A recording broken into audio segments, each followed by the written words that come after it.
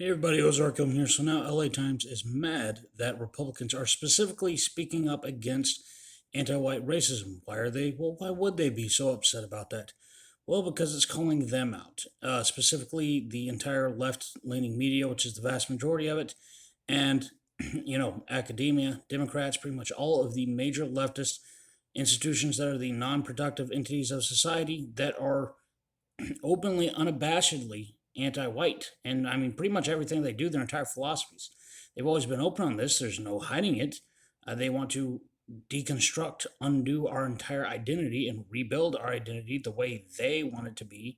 And I will go ahead and prove this. But the funny thing is, now they pretend typical leftist tactic. They want to pretend none of it exists.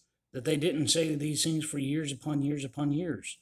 Why? Because they're afraid that they will lose not just their white supporters, but other supporters of other groups as well. Well, let's look at it.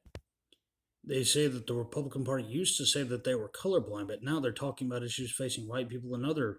Well, actually, that's true. These are two issues.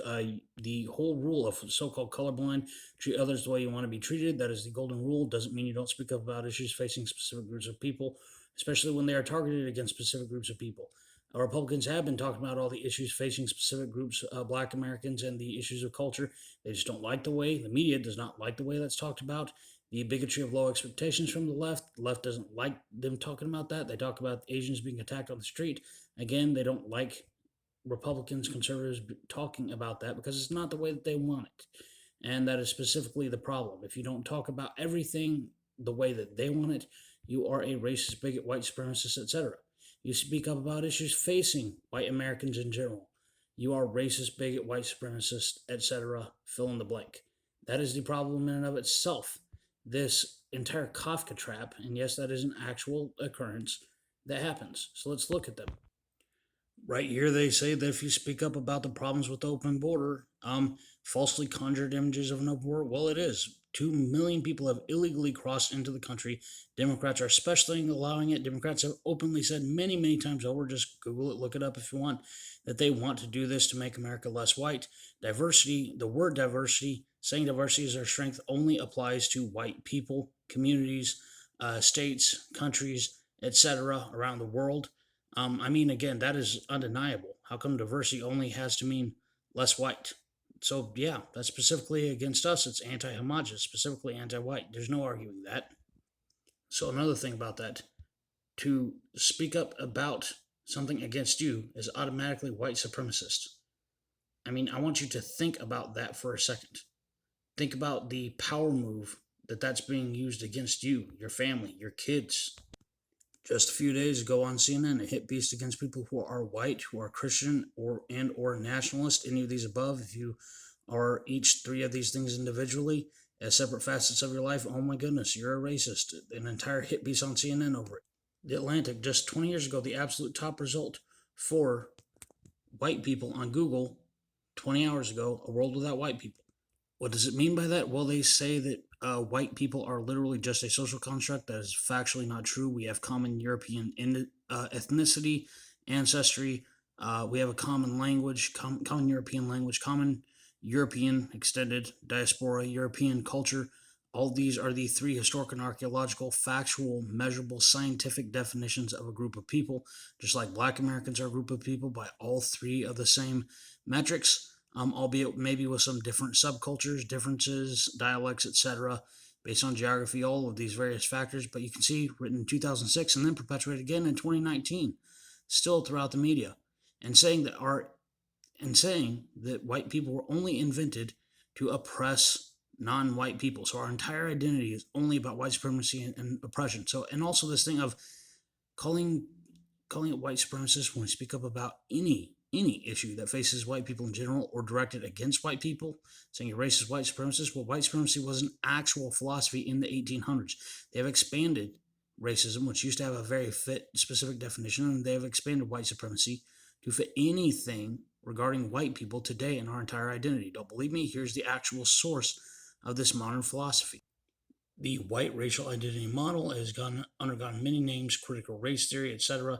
It's all based in cultural Marxism, the culturally Marxist theory of critical theory to oppose what was called traditional theory in the 1930s, which moved into American universities at that time.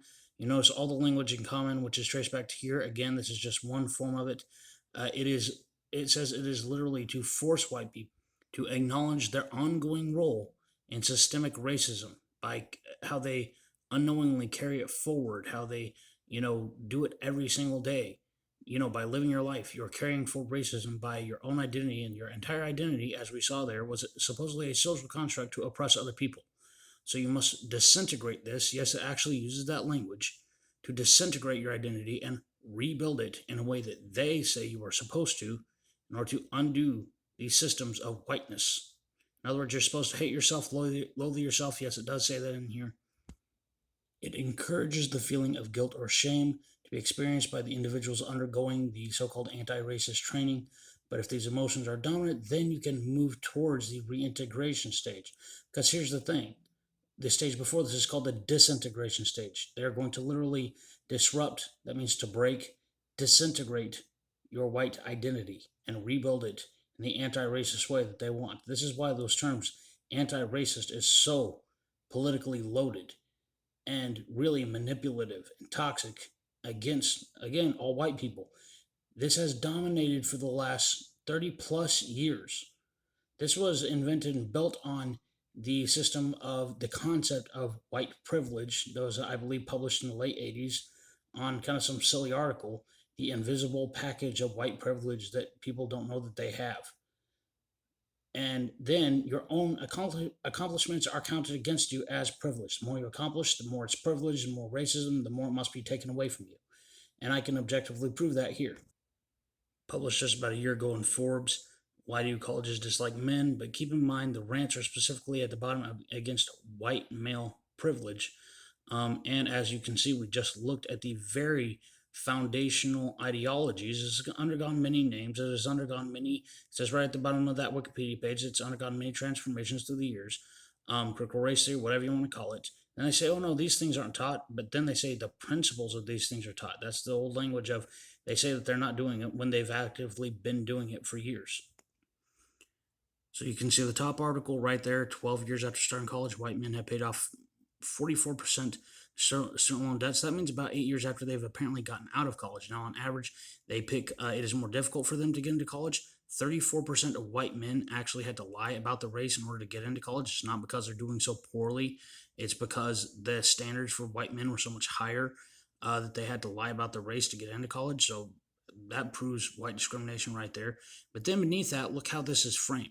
So again, they work harder, they save up, they pay off their debts, at least as compared on average to minority and or female groups, and then their own accomplishments are counted against them.